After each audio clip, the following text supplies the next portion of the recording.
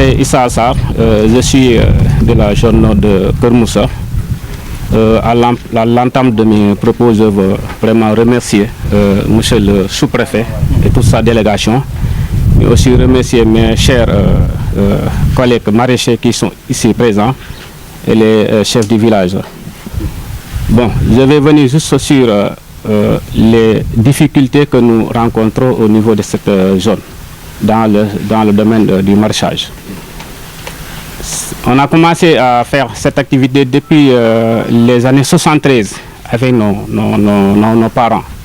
Maintenant, c'est nous qui gérons toutes ces activités-là. Mais nous rencontrons vraiment des difficultés pour atteindre ce que l'État du Sénégal a fixé comme objectif, qui est la souveraineté alimentaire. Maintenant, je vais venir sur les difficultés que nous rencontrons. Vous avez vu que nous travaillons avec l'électricité et le coût est très cher parce qu'il nous amène des compteurs commerciaux qui vraiment rend un peu lourd le coût de notre exploitation. La terre, je vais en venir parce que nous n'avons plus de l'espace pour augmenter notre production.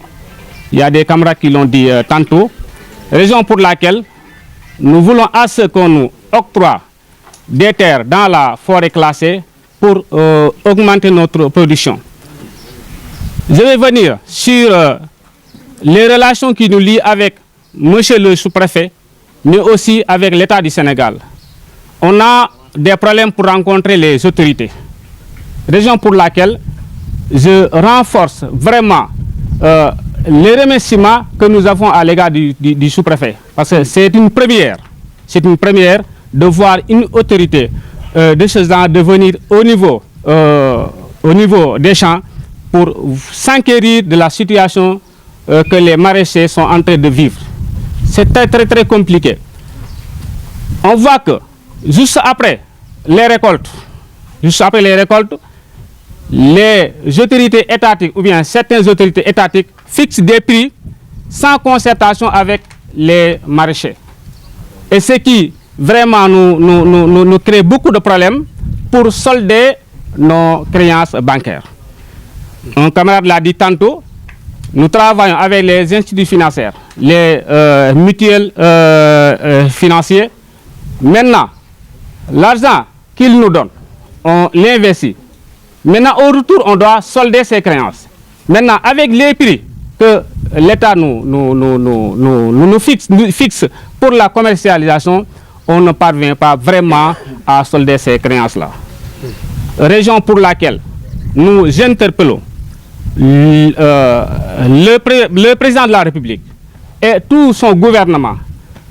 Si vraiment ils veulent que les objectifs qu'ils ont fixés, que les maraîchers et eux-mêmes, qu'on parvienne à vraiment atteindre ces objectifs, ils doivent privilégier la concertation. Avant de prendre aucune décision, de venir chez les maraîchers, de discuter avec eux.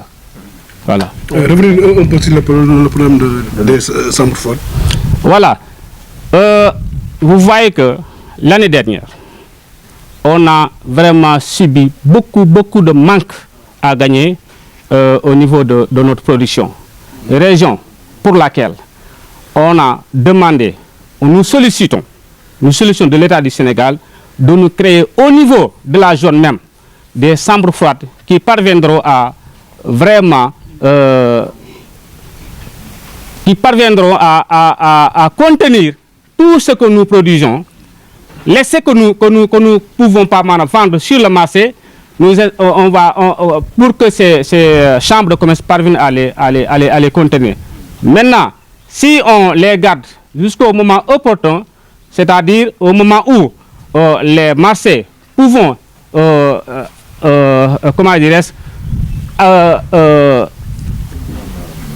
les marchés pouvons les contenir, c'est-à-dire on parviendra à les écouler dans les marchés. Maintenant, ce sera ce moment opportun qu'on pourra les écouler sans aucun problème. Que dites-vous du projet qui lie l'Espagne et le Sénégal pour n'avoir des jeunes dans les champs là-bas? Voilà, là-bas, dans une partie, moi, je ne suis pas pour. Pourquoi? Parce qu'on ne peut pas dire que nous voulons une autosuffisance alimentaire. Et cette autosuffisance alimentaire, ce sont les jeunes qui pourront, qui devraient accompagner l'État du Sénégal à l'atteindre. Maintenant, si on fait sortir ces jeunes-là du territoire, maintenant, qui va aider l'État à atteindre cet objectif? Raison pour laquelle je ne suis pas pour. Ce que je suggère est que l'État doit venir au niveau des localités, au niveau là où les jeunes commencent à mener leur activité, essayer de les renforcer, pour que ce que l'État fixe comme objectif, maintenant, avec les jeunes, on parvient à les atteindre. Le problème d'eau et l'impact de Dangote. Il y a un camarade qui l'a dit tantôt. Dans les années 73, on pouvait, en nos jours, creuser un puits et commencer à arroser. Mais à l'instant T, vous pouvez creuser un puits jusqu'à plus de 50 mètres.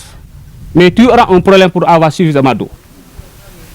Maintenant, ce qui a causé cela, il y a une partie liée à l'exploitation de Dangote, autant pour moi. Pourquoi? Il y avait des ravins qui conduisaient de l'eau jusqu'à là où nous sommes.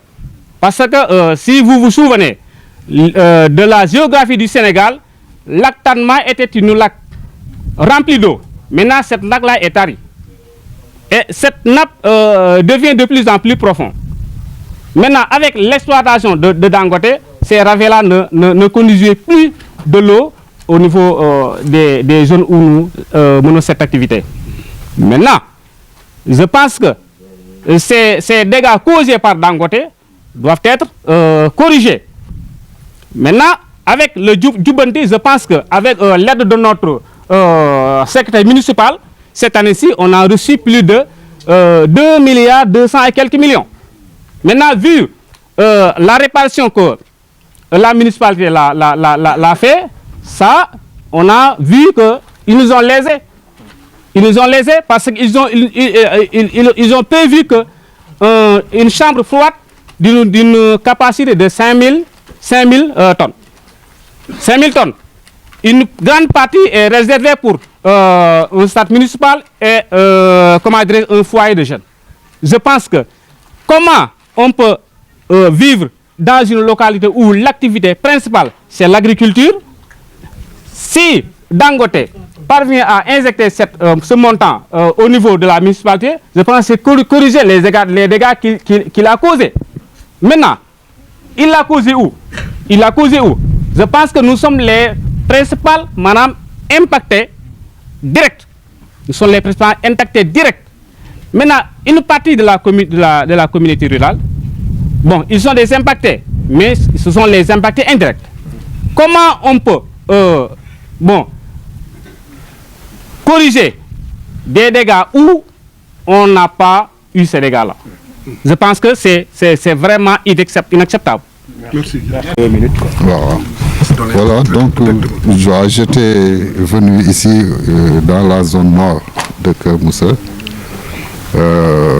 pour voir les activités du GIE And Sokali Balbi. Donc un GIE très dynamique composé de maraîchers qui sont en train de mener des cultures de plusieurs espèces, mais c'est l'oignon qui domine dans cette zone. Donc nous avons recueilli les difficultés, les doléances qui vont être rapportées à l'autorité supérieure. Mais en général, l'État du Sénégal, dans sa nouvelle politique agricole, a opté pour la souveraineté alimentaire et la transformation économique. Donc pour atteindre ces résultats, il faudra soutenir les maraîchers. Et ce soutien sera traduit en termes de financement, faciliter l'accès au financement, mais aussi la commercialisation agricole qui doit être vraiment qui est le défi majeur donc de cette agriculture. Donc on note beaucoup de pertes post-récolte et donc pour éviter ces pertes, nous devons aller vers l'implantation de chambres frigorifiques. Donc pour conserver la production, nous devons aller aussi vraiment vers l'exportation dans le marché sous-régional, donc, et pourquoi pas aller vers l'international. Donc voilà beaucoup de défis qui nous interpellent. Et je pense qu'en rapport avec la nouvelle politique agricole de l'État du Sénégal, tous ces problèmes seront pris en charge. Rappelez le nom, s'il vous plaît. C'est Oumar Dia, le sous-préfet de l'arrondissement de Keur Moussa. Merci. Donc je félicite vraiment le GIE pour cette forme d'organisation. Vraiment, malgré les difficultés, on note ici une très bonne productivité. Donc il y a beaucoup de produits et si vraiment nous appuyons ce GIE, vraiment le développement économique ici, n'est-ce pas, va avoir vraiment son sens. Salaamaaleykum mbooloo mi ñu ngi nuyu ñëpp kenn ku nekk turam ak santam Cheikh Gueye laa tudd bokk ci kuréel gu ñuy wax ànd suqali baal gi nekk président d'honneur bi nekkoon ancien président bi ñu ngi dalal sunu gan ñi nag muy préfet ak équipe bi mu àndal su ma nee équipe bi mu àndal nag tey jii nit gis nañ fi ku mel ni madame Dieng di jigéen ju mën góor gis fii Saliou Ndiaye ANCAR nga xam ne 2009 bi dara amul ñoom ñoo doon ànd ak moom di jóge ko wàcc di nuyu bu baax tey jii nit waa ARM ñi fi nekk di nuyu mbooleem tey jii nit ñi fi ñëw di nuyu maanaam municipal bi tey am na ñun fi gis ñoo xamante ni secrétaire am a ngi fi di nuyu mbooleem tey jii nit maanaam ñi ñëw ci jotaay bi di wax ci jafe-jafe yi nag maanaam tey ñu bëri junj nañ jafe-jafe yi mais damay fàttali comme li mu wax ni 2009 booba li ñu fi doon bay lépp motul 20 hectares muy distance bu ndaw. léegi nag bu ñuy wax 2000 hectares maanaam di séntu 80 000 tonnes maanaam tey loolu mën nañoo am lu ko ëpp mais bu ñu amee lu ko ëpp maanaam bu ñu amee 100 tonnes hectares maanaam su boobaa bu ñu ko tegee day yàqu sa tey dañoo gëm ni Sénégal ñun ñoo ko war a mën a dundal ci mbayum soble ak yeneen xeeti mbay yi nga xamante ni nit yeneen zones yi mënuñu ko mais ci loolu bari nañ ciy jafe-jafe première jafe-jafe bi mooy Dangote tey jii nit conduire yi nga xamante ni ñoo daan ñëw di wàcce ndoxu xorom bi conduire yooyu noonu dafa fat léegi ñëwatul beneen bi mooy poussière bi tey gàncax gi na mu waroon di demee dëgg demeetul noonu maanaam ndax poussière Dangote bi ndax poussière ciment bi tey day yàq gàncax gi tey jii nag loolu ay jafe-jafe la ci beneen jafe-jafe bi mooy boo xoolee tey jii nit lu mat 800 hectares yoo xamante ni nit tey ci Guana 2 bi lañ ko joxe woon sayt boo xoolee communauté Kër Moussa moom lañ njëkk a joxe suuf ci Sénégal maanaam tey ñu koy wax ay tool yi mag sa tool yooyu noonu genn wàll gi bayatuñ ko sa hectare 500000 lañ koy luyee sa loolu day dolli ko ci coût production bi ndax au lieu que tey ñun ñu bay 100 tonnes hectare ñun tey 40 tonnes la ñuy préféré ngir mën koo denc mu bañ a yàqu mais boo xoolee tool yi ñu koy luyee hectare 1 million la ñu koy luyee maanaam loolu bu dellu ko waatee ci coût production bi ak njëmbatu 500000 bi maanaam tey dañuy dem ba suñu coût de exploitation day dem maanaam 5 ba 6 millions loolu nag tey bu fekkente ni nii bëgg nga koo denc tànn ko jaay ko yenn prix yi maanaam loolu du ñu arrangé kon préfet dañ koy wax tey li ñuy liggéey fii ànd naa ki jafe-jafe nab bi fi mu toll moo ngi ci 50 mètres ngay soog a amee teen sa lii zone lactatement bi mënoo ko fi amee da ngay romb lactatement bi presque 50